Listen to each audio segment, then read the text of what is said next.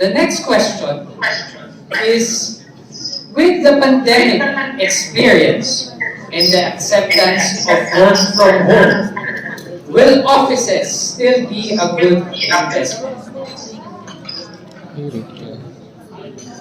Yeah, thanks for that question, Ron. It's a question that we definitely on a regular basis get from crowds like what we have today.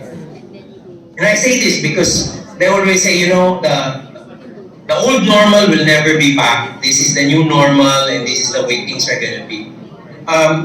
Fortunately for Philippine offices, the pandemic has brought out new practices. Now, I will have to admit, yes, people have been working from home, but if you're going to go through all the research that has been done, clearly, not a lot of managers, executives, managements in general, are happy with what you call work from home arrangements. Because number one, you cannot establish a real good culture without working in the office, without having interactions within your people. And yes, Zoom helps, like we're doing today, but there are limitations, right? I cannot hear the people, I don't know how they're reacting, I can even see their facial expressions. If I do come up with a joke, I don't know if they're gonna laugh or anything. So that's gonna be an issue. When you build a team and you build culture, you have to have positive human interaction. And that's required in being in the office.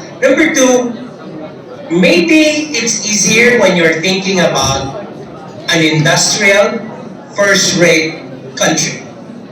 The Philippines is still a third world, right? Let's admit that. And for that reason, people in their residences, they're all cramped in a small home, and they involve certain people who are, number one, working, number two, studying. Children study, parents work within a given small amount of square meters, right? On top of that, the internet connection is not as, smooth as it is. It's not as strong and fast as it is in countries like Singapore. So people actually go to the office for that. And that's why when we saw companies giving the option for employees to stay home or work in the office, there is a huge chunk of people working in the office, going into the office, and that's the reason why we see mobility today really at a very, very high level, because employees want to go to the office. Cabin fever is real. People are getting through, mental issues, mental concerns because of working from the house. There's this claustrophobia that's happening with a lot of them. So, again, if the demand for offices in most recent times, like the last 2 quarters would be an indication, offices are going to be strong investments. We see them.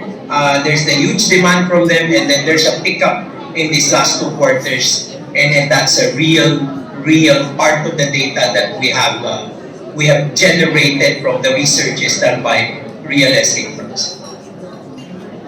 Thank you, Mr. Mendoza. So quite an interesting take from Mr. Mendoza about working from home and the demand for office space. So just to share with you and just to add to what Mr. Mendoza mentioned, Ayala Land is the biggest landlord in the Philippines. That's one of the businesses of Ayala Land. It leases its office, so it's the biggest in the Philippines. And I just learned, and I listened from the head of our offices business, that the demand actually for office space has actually increased than decreased even with the pandemic. So that goes to show, and that proves that what Mr. Mendoza mentioned, that working from home is far from ideal for the reasons that he cited, and we expect that demand for office spaces will continue.